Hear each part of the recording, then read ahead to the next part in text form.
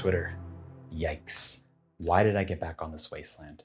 It's not as bad as TikTok, but at least TikTok can claim that it's just a children's app. Urbanism Twitter, an unholy matrimony of the transit and housing circles, is a dark place.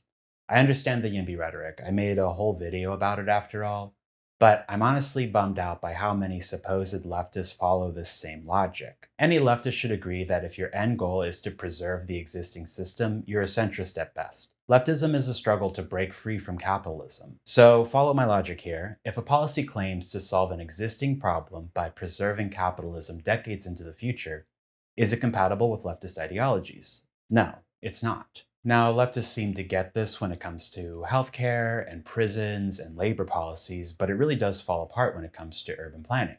I'm seeing far too many calls from socks and roses and sickles for urban deregulation, for the exchange of wealth and power from communities to the private market, and for endless growth in a world that's already reached its absolute limit. But I really don't blame any of these people for making these naive calls. There's very little to pull from in terms of contemporary leftist urban planning. In practice, leftist urban planning is an oxymoron. You cannot implement leftist spatial concepts if you are the spatial arm of a capitalist government.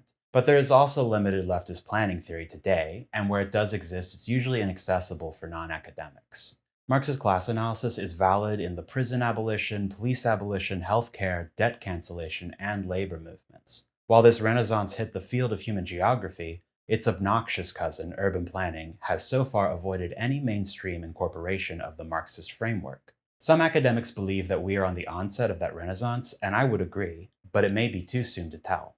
We need to incorporate urban planning theory and practice into our leftist movement, but this is not something you can find in books like Walkable City or Street Fight or The New Urban Crisis or Happy City or Strong Towns or Arbitrary Lines. This is all pop planning. This is the status quo. This is using urban planning within its own boundaries.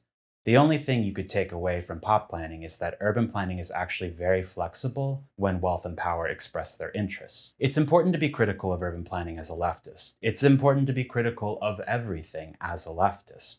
There are many urbanists out there armed with piss-poor data analysis that will have you believe that the free market is the best provider of human needs. It is not. On the other hand, we have a government that solely supports the free market, so their own actions too need to be examined critically. I don't want to defeat you, but isn't a little defeat better than a blind faith in a failed system? The most important thing right now to understand is that the needs and goals of the working class contradict the needs and goals of the capitalist class. The resulting mediator is urban planning. In this sense, urban planning is the tool to foster the endless growth that capitalism requires with minimal disruption. This is the critical lens that I use to analyze urban planning, and it's been thoroughly fleshed out by radical planners. The last time that leftist thought, especially Marxist thought, was widely incorporated into urban planning was in the 1970s and 80s. These theorists fall under the umbrella known today as radical planning.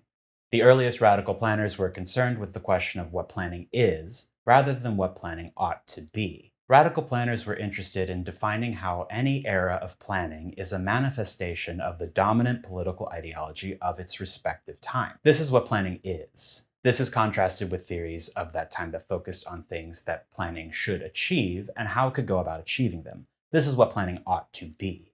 Radical planners use the concept of the Kapitalistate, has anybody ever said this out loud? The Kapitalistate, or capitalist state, to define the government's role of preserving capitalism.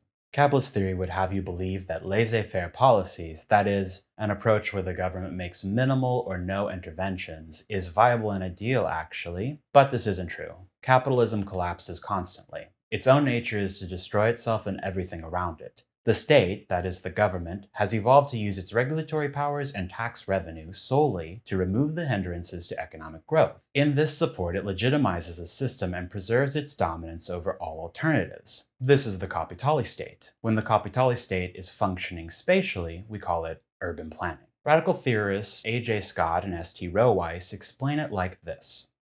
Capitalist society is, in fact, ever ready to implode in upon itself, and is indeed innately self-destructive.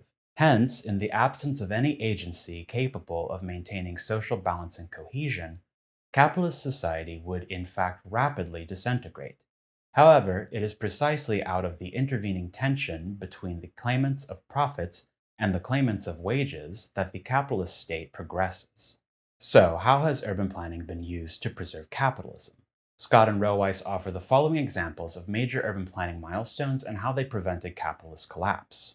As capitalists rapidly industrialized English cities in the first industrial revolution, the densely built living quarters combined with capitalist-caused water and air pollution led to massive deaths and lingering diseases among the working class needed to run the factories. Here, the capitalist desire for growth of polluting industry contradicted the working class desire to remain alive. Through street cleaning, the provision of clean water, and the creation of building codes, urban planners were able to halt the extinction of the urban working class and therefore prevent the collapse of industry. With this initial problem solved, capitalism continued to advance until the next collapse was imminent. Let's go to Paris in the mid-19th century. Napoleon III, wanting to keep up with the German states and England, constructed and consolidated a railroad network throughout France with connections to outside nations. The increased volume of imports forced French capitalists to become more competitive. This enabled massive commercial growth in Paris, bringing with it massive population growth as well. But with streets often too narrow for even a horse cart and a population density unsustainable for healthy living conditions, Paris's commercial growth became untenable. The capitalist desire here to sell goods at a higher volume contradicted with the working class desire to live a healthy life near employment opportunities. Napoleon III, through the purview of Baron Haussmann, demolished most of the medieval parts of the city and replaced them with wide avenues and large buildings to support commerce. The problem of moving goods to market was solved here, and capitalism advanced to the next stage of urbanization. As capitalist developers constructed suburbia after World War II, there was a massive exodus from cities, mostly by white people. This led to high congestion as the new suburbanites still worked in the high-paying jobs in the urban core. The capitalist desire to continue building low-density, car-oriented suburbs contradicted the working-class desire to work at high-paying urban jobs. This caused planners to construct expressway networks, demolishing huge swaths of predominantly black and low-income neighborhoods. If this intervention had never happened, the downtown businesses might have gone under or moved more readily outside of the city. The construction of expressways enabled downtown capitalists to continue profitable operations and move on to the next phase of urbanization. Through these examples, you should see that urban planning is in service to capitalism. Through regulation, the Kapitalistate is able to maintain property values and locational benefits for capitalists. The Kapitalistate is then able to use tax revenue from protected or increased property values to provide services, infrastructure, and subsidies to keep the ever-collapsing private market viable. Scott and Roweis were writing before the start of neoliberalism, which is our current economic system. Things are much worse under neoliberalism than ever before. We can define neoliberalism using David Harvey's terms. Neoliberalism is a theory of political economic practices that proposes that human well-being can best be advanced by liberating individual entrepreneurial freedoms and skills within an institutional framework, characterized by strong private property rights, free markets, and free trade. Neoliberalism embraces the Kapitalistate. It openly supports business interests over all else, even if its adherents still claim that the market is free.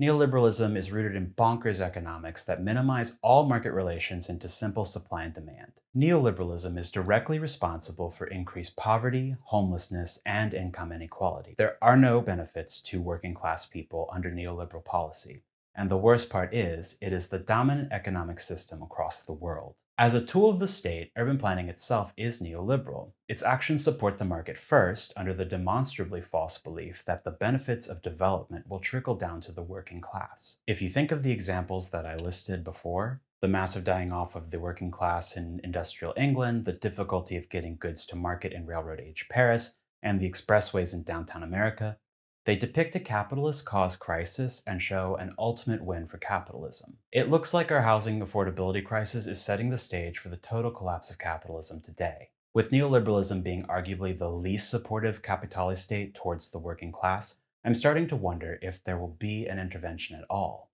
All signs point to no, and when a Kapitalistate loses its ability to support capitalism, it has historically resorted to fascism. So why did I make this one? Well, sure.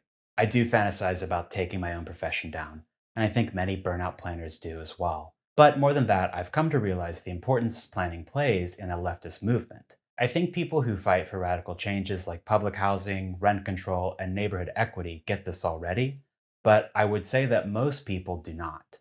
I think this quote sums it up a lot better than I could. Planning practices that are built upon Marxism are surely impossible without changes outside of the sphere of planning, but also vice versa.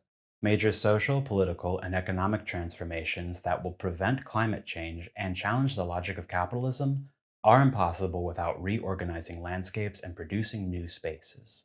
Urban planning is as much the reason for our current struggles as it is the way we can get out of them. We must incorporate leftist urban planning ideals into our movement and reject neoliberal ones. Just like everything else, urban planning will remain a part of capitalism until we successfully demand that it serve the people over capital. This requires a critical eye. We need to be more critical of urbanist movements, and we need to look at everything comprehensively, not just issue to issue. Any movement that proposes that the private market will be able to solve our problems, like housing or transit or climate change, are simply not worth your energy. These movements will cement capitalism's hold on our society deep into the future, and our governments will continue to throw our tax revenue to support these absolute failures. If we give more power to the people who are causing these social ills, they are not going to use that power to improve the situation. So, between some guy who wants to upzone every piece of land in an already dense city and the BIPOC residents that are resisting displacement, leftists should probably side with the BIPOC residents, right? Send tweet.